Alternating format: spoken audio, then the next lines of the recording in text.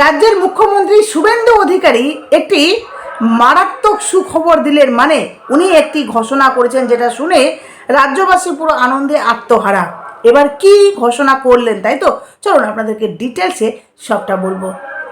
দেখুন, এই যে শুভেন্দু অধিকারী যখন থেকে উনি মানে মুখ্যমন্ত্রী পদে বসেছেন বা পদ গ্রহণ করেছেন, ঠিক তখন থেকে কিন্তু শুরু হয়ে গেছে প্রত্যেক দিন আমরা শুনতে পাচ্ছি যে আজকে এই নিয়ম ধার্য করা হলো, বা অমুক কিছু ঘোষণা করা হলো, বা কেউ অ্যারেস্ট হলো, বা কারো মানে তল্লাশি চলছে, বিভিন্ন কিছু আমরা শুনতে পাচ্ছি। এবার এরই মধ্যে দেখুন শুভেন্দু অধিকারী যে ঘোষণাটি করেছেন, যেটা শুনে সকলে কিন্তু খুশিতে আত্মহারা, বিশেষ করে চাকরিজীবীরা। পশ্চিমবঙ্গে রাজ্য সরকারি কর্মচারীদের জন্য সপ্তম পে কমিশন গঠনের ঘোষণা দিয়েছেন মুখ্যমন্ত্রী শুভেন্দু অধিকারী। দীর্ঘদিন ধরে অপেক্ষমান কর্মচারীদের বেতন কাঠামো পর্যালোচনা ও তা বৃদ্ধির লক্ষ্যে এই বিশেষ কমিটি গঠন করা হচ্ছে। এই সিদ্ধান্তের ফলে সরকারি কর্মচারীদের মূল বেতনে উল্লেখযোগ্য বৃদ্ধির সম্ভাবনা তৈরি হয়েছে। ধারণা করা হচ্ছে ষষ্ঠ বেতন মানে এই যে বেতনের কথা বলা হচ্ছে, সেখানে ষষ্ঠ বেতন কমিশনের মতো সপ্তম কমিশনেও 2.57 ফিটমেন্ট ফ্যাক্টর ব্যবহার করা হতে পারে। এই হিসাব অনুযায়ী বলা হচ্ছে, এই হিসাব অনুযায়ী 17,000 টাকা মূল বেতনের একজন কর্মচারীর বেতন 25,500 টাকা বেড়ে 82,500 টাকায় উন্নীত হতে পারে। বুঝতে পারছেন? মানে এটা কত বড় খুশির খবর। এটা শুধুমাত্র মানে সরকারি কর্মজীবী যারা রয়েছেন তারাই কিন্তু বুঝতে পারবেন। যেখানে রাজ্যবাসীও খুশি যে না, এবার কিছু হচ্ছে, বা এবার সরকার চাকরি নিয়েও ভাবছে, এটা কিন্তু রাজ্যবাসীও খুশি এই জন্য। যেখানে দেখুন, এর সাথে মহার্ঘ ভাতা ও অন্যান্য সুযোগ সুবিধা যুক্ত হলে সামগ্রিক বেতন আরও বাড়বে। ক্রমবর্ধমান মূল্যস্ফীতির আবহে কর্মচারীদের জীবনযাত্রার মান উন্নয়ন ও আর্থিক নিরাপত্তা নিশ্চিত করতেই রাজ্য সরকার এই পদক্ষেপ নিয়েছেন। তবে বর্ধিত বেতন ও ভাতা প্রদানের ফলে রাজ্যের রাজকোষে বড় ধরনের আর্থিক চাপের সৃষ্টি হতে পারে, যা সরকারের জন্য একটি বড় চ্যালেঞ্জ। দেখুন, সরকার চেষ্টা করছে, সরকার এটাও বলেছে যে না, আমরা শিল্প নিয়ে আসবো রাজ্যে। এমনকি যে বর্তমান সরকার আছেন উনি বলেছেন যে এই যে আমাদের রাজ্যের যে যুবকরা বাইরে গিয়ে যে কাজ করছেন, অন্যান্য রাজ্যে অন্যান্য জায়গায় গিয়ে যে কাজ করছেন, সেটা যাতে তাদেরকে করতে না হয়, যার জন্য উনি বলেছেন যে রাজ্যে কিন্তু শিল্প নিয়ে আসা হবে। আর তারপরেও বলেছেন চাকরি নিয়ে, এমনকি আপনারা দেখেছেন যে এই অন্নপূর্ণা ভাণ্ডার, যেখানে 3,000 করে প্রত্যেকটা মহিলা পিছু দেওয়া হচ্ছে, তাই তো? এই যে 3,000, জানেন আপনারা, ধারণা করতে পারবেন না কত কোটি কোটি টাকা এখানে চলে যাচ্ছে। তো এই যে টাকাগুলো যাচ্ছে, তাহলে সরকার কি করে এত কিছু সামলাবে বলুন তো, তাই না? মানে এই যে প্রত্যেক মাসে 3,000 করে মাথা পিছু প্রত্যেকটা মহিলাকে দেওয়া, এগুলো তো বেশ একটা বড়সড় অ্যামাউন্টের ব্যাপার না? তবে অন্যান্য দিকে আমরা যদি দেখি যে না, সরকারকে সবটাই করতে হবে, এইদিকে আমাদেরকে যেভাবে ভাতা, মানে মহিলাদেরকে যেভাবে ভাতা দিচ্ছে সেটাও দিতে হবে, অন্নপূর্ণা ভাণ্ডার, যুবশক্তি, আরও বিভিন্ন যে যোজনাগুলো রয়েছে সব কিছুই সরকারকে দেখতে হবে, প্লাস চাকরিও দিতে হবে, প্লাস শিল্প নিয়ে আসতে হবে একসাথে চারিদিকে। তা তো হবে না, না? কোনো না কোনো দিকে তো সরকারকে ছাড় দিতে হবে, কারণ একসাথে সব কিছু তো হয় না। যাই হোক, নতুন সরকার যে পদক্ষেপগুলো নিচ্ছেন নতুন নতুন করে, সেখানে দেখা যাক কতদূর কী হচ্ছে। তবে আশা করছি নতুন সরকার যা করবেন ভালো কিছু করবেন, কারণ উনি নিশ্চয়ই ভেবেচিন্তেই সিদ্ধান্তগুলো নিচ্ছেন, তাই না?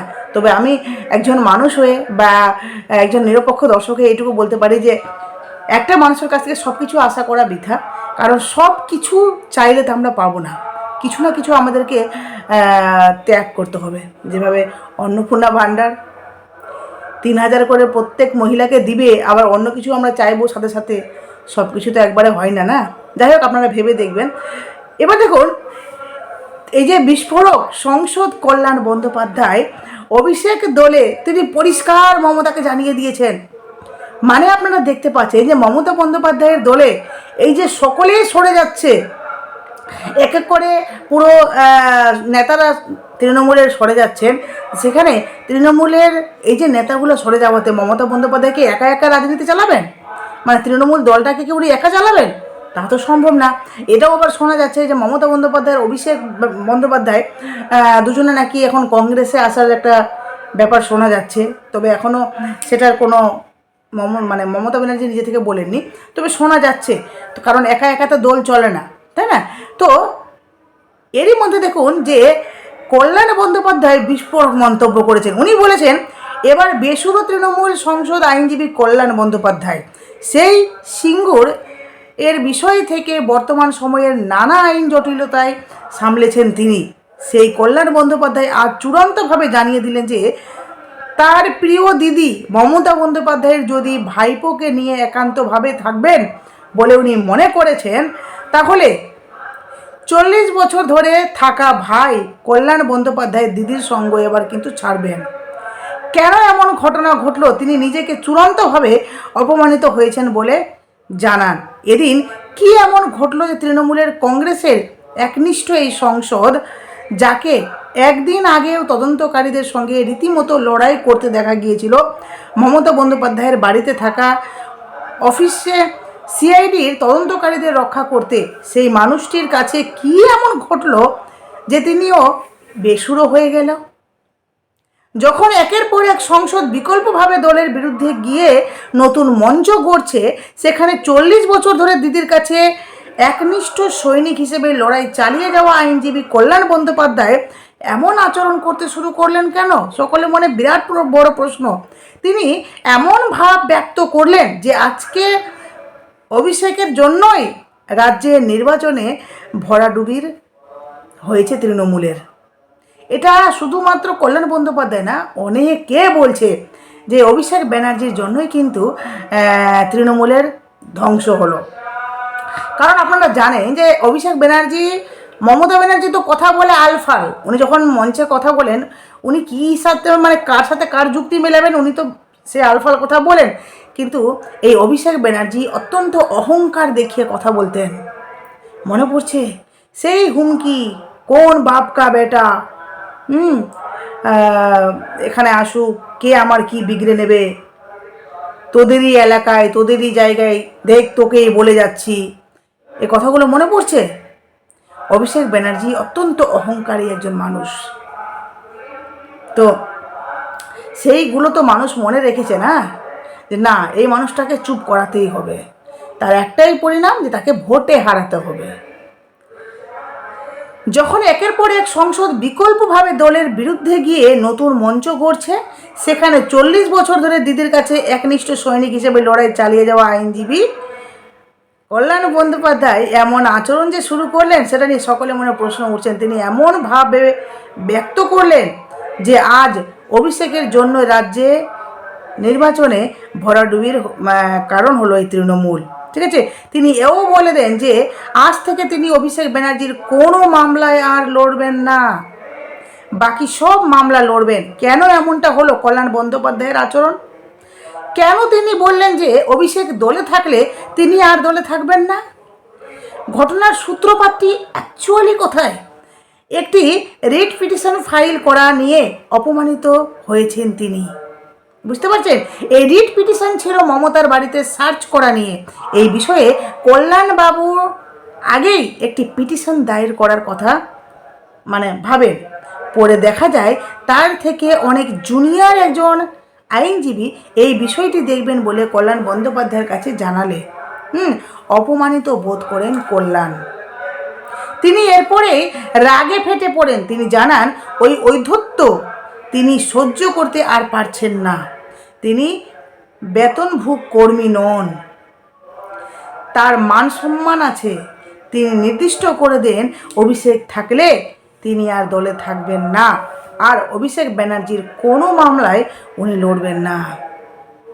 ভাবুন মমতা ব্যানার্জির এক একটা ঝটকা, এই যে আপনারা দেখতে পাচ্ছেন যেখানে কোয়েল মল্লিক ইস্তফা দিল, ওইদিকে দেবও কিন্তু টলমলো করছে। যদিও দেব মুখে বলেছে যে আমি যতদিন থাকবো বা দিদি যতদিন থাকবেন দিদির পাশে থাকবো, আদৌ কি তাই? রচনা ব্যানার্জি ওইদিকে বলছেন উনিও দল প্রায় ত্যাগ করার মতো অবস্থা, প্রায় প্রত্যেকে অনেকজন কিন্তু দল থেকে সরে যাচ্ছেন একে একে করে। এটা কিন্তু বিশাল একটা কারণ, তাই না? যে দল ছাড়ার অ্যাকচুয়ালি কারণটা কি? দেখুন, হারা জিতা তো আছে, এই দল জিতবে ওই হারবে এটা আছে। প্রথমত সিপিএম ছিল, তারপরে টিএমসি ছিল, এখন বিজেপি আছে, এটা থাকবে। কিন্তু দল এভাবে ভেঙে গেল, ছন্ন ছাড়া হয়ে গেল, এটা কি ধরনের মানে একটা উদাহরণ আমরা দেখতে পাচ্ছি, তাই না? যার জন্য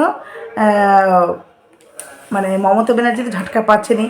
আর এখানে দেখুন না, এদিকে মনোব্রত ভাঙলেন অনুব্রত, দলের ভরাডুবির বিবরণ মানে কারণ হিসাবে সরাসরি কাঠগড়ায় তুললেন আইপ্যাক মমতাকে। দলের এই ভরাডুবির কারণ বিশ্লেষণ করতে গিয়ে অনুব্রত স্পষ্ট জানান, মানে অনুব্রত মণ্ডল স্পষ্ট জানান, দলের অভ্যন্তরীণ সিদ্ধান্তে নেওয়ার ক্ষেত্রে আইপ্যাকের অতি নির্ভরশীলতা এবং মমতা বন্দ্যোপাধ্যায়ের কিছু ভুল পদক্ষেপই ছিল গিয়ে বিপর্যয়ের মূল কারণ। তার কথায়, দলের মধ্যে অভিজ্ঞ নেতাদের পরামর্শের চেয়ে বাইরের সংস্থা ও নির্দিষ্ট কিছু ব্যক্তির মতামতের উপর বেশি গুরুত্ব দেওয়া হয়েছে, যার ফল ভুগতে হচ্ছে পুরো দলকে। বুঝতে পারলেন? এখন মমতা ব্যানার্জি দলের পুরো মাথা, উনি তো মুখ্যমন্ত্রী ছিলেন।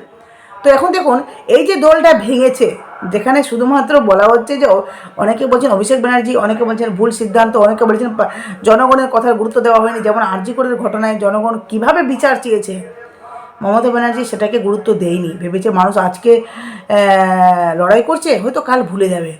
মনে পড়ছে মমতা ব্যানার্জি বলেছিল, অনেক তো হলো এইসব ভুলে, এবার পুজোয় ফেরা যাক, উৎসবে ফিরুন, উৎসবে। ভাবুন, একটা মেয়ের সাথে এমন ঘটনা ঘটেছে, আর সেখানে মমতা ব্যানার্জি বলছে অনেক তো হলো, উৎসবে ফিরুন। কি করে একটা মা পারে তার মেয়ের এই করুণ আর্তনাদটা ভুলে সে উৎসবে ফিরতে? কি করে সেই মানুষগুলো পারে, যে মানুষগুলো মেয়েটির জাস্টিসের জন্য লড়াই করেছে, পথে নেমেছে, প্রতিবাদ করেছে রীতিমতো, সেই মানুষটি কি করে এই করুণ আর্তনাদ মেয়েটার এই নৃশংস ঘটনাটি ভুলে পুজোয় ফিরতে? মমতা ব্যানার্জি মহিলা হয়ে এই কথাগুলো বলেছিলেন, মানুষ মনে রেখেছিল, জনতা কথাগুলো মনে রেখেছিল, আর প্রতিজ্ঞা নিয়েছিল যে না, এবার পাল্টাতে হবে। হ্যাঁ, তো ওই যে কথা বলে না, বিন্দু বিন্দু সিন্ধু হয়, এটাই হয়েছে। মানুষের মনে ক্ষুদ্র ক্ষুদ্র রাগ জমা হয়ে হয়ে এই পতনের মূল কারণ হয়ে দাঁড়িয়েছে। তো যাই হোক, আপনারা অবশ্যই নিজেদের মূল্যবান মতামত দেবেন, কারণ এটা ভাঙাড়ি ছিল, অত্যন্ত বার ভালো না। তো যার পরিণাম বা যার ভুক্তভোগী মমতা ব্যানার্জি সামলাচ্ছেন, এখন উনি ভুক্তভোগী রীতিমতো উনিও আছড়াচ্ছেন। ওই যে তিলক মা বললেন না যে আমি মেয়ের জন্য আজকে আমি নিঃস্ব, আপনি গদি হারিয়ে নিঃস্ব। যাই হোক, আপনারা অবশ্যই নিজেদের মূল্যবান মতামত দেবেন।